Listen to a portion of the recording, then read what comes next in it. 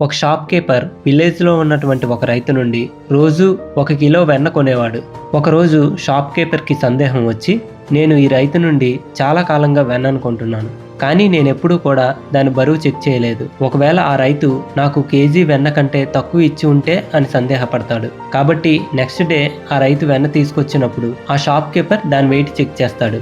ఆ వెన్న 900 గ్రాములు మాత్రమే ఉంటుంది. వెంటనే షాప్ కీపర్ చాలా కోప్పడి ఈ విషయాన్ని పంచాయతీ దృష్టికి తీసుకెళ్లి నాకు న్యాయం చేయమని అడుగుతాడు. కౌన్సిల్ సమావేశం ఏర్పాటు చేసి ఆ రైతుతో ఇలా అంటారు, ఈ షాప్ కీపర్ మీరు మోసం చేశారని ఆరోపిస్తున్నాడు.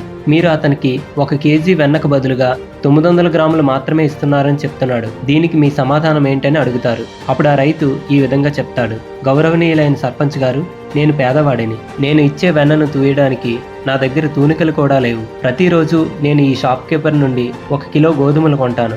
మరుసటి రోజు నేను అతనికి అమ్మే వెన్నను కొలవడానికి అదే గోధుమలను తూకంగా ఉపయోగిస్తాను. కాబట్టి ఆ బరువు తప్పు అయితే మీరు దాని గురించి ఈ షాప్ కీపర్నే అడగాలని చెప్తాడు.